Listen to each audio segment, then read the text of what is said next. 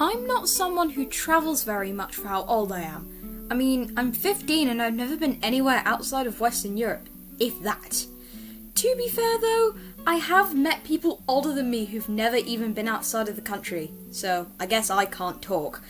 But it seems like whenever I do travel, something interesting and weird is bound to happen, like the story I'm about to share.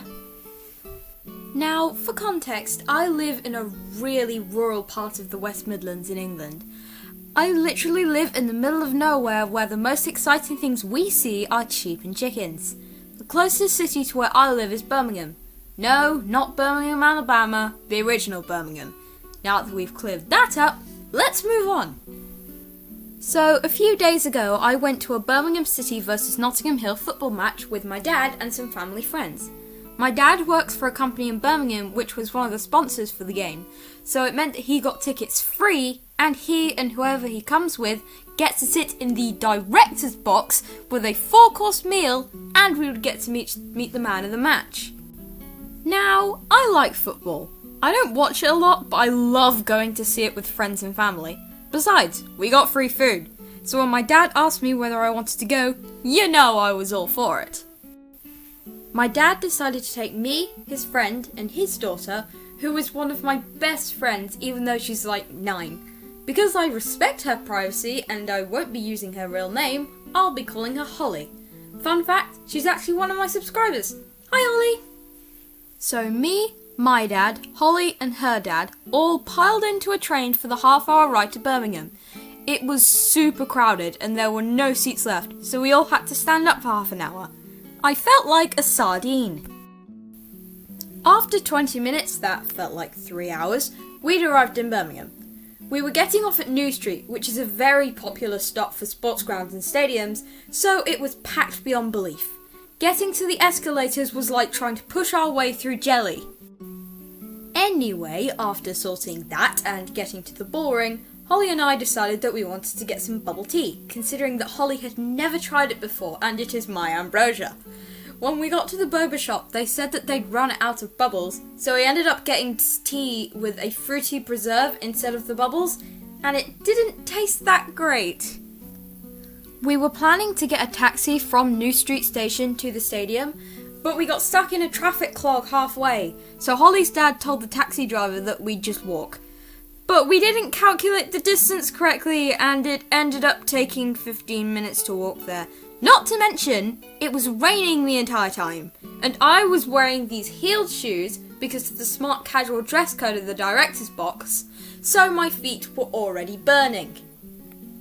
By the time we got to the stadium, my jeggings were soaked through and Holly's hair was soaked because she was too stubborn to put it in her hood.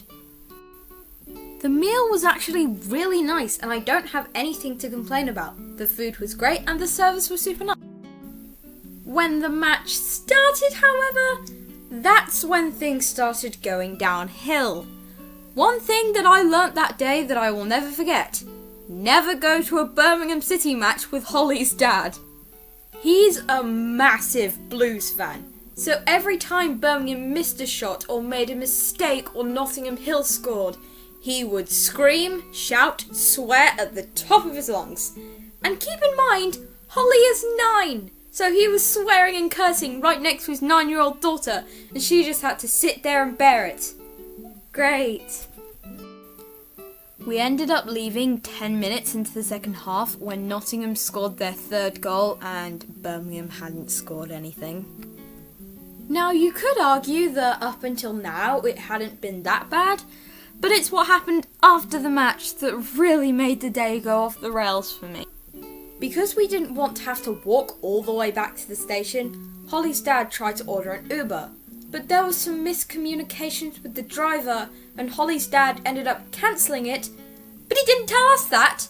So we were about halfway to the station before I asked where we were meeting the driver, and he said that we weren't. So we just ended up having to walk all the way back to the train station. Yay. Oh, and also the stairwell smelled like pee.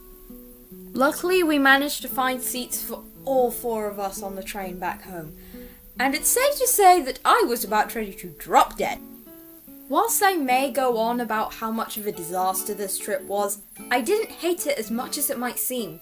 Sure, it didn't go exactly to plan, but because I was able to spend it with family and friends, that's what made the day a success for me. Hello everyone, it's me. I didn't die, I'm back. So, there were actually a lot of weird things that happened in this trip that I didn't even get to mention because this video was getting long enough already.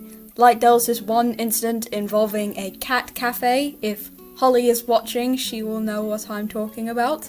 So, sorry I've been absent for so long, please forgive me. I've been very busy with school and work and the billions of other projects that I'm working on at the moment, but I will try to upload soon. So, a few announcements that I'd like to make before I go. I now have an Instagram. It will be linked below in the description. It's basically where I post some sketchbook drawings and just general art and yeah. And also, I was planning to release a song cover to the channel. It's going to be a cover of Driver's License by Olivia Rodrigo, and I know that every musical YouTuber ever has done a cover of that, but I just thought it would be interesting, so yeah, look out for that. Yeah, that's basically all I need to say. My dog Toby is in the room as I record. Got anything to say, Tobes? No, he's sleeping, he seems tired. Okay, that's all I have to say. Emily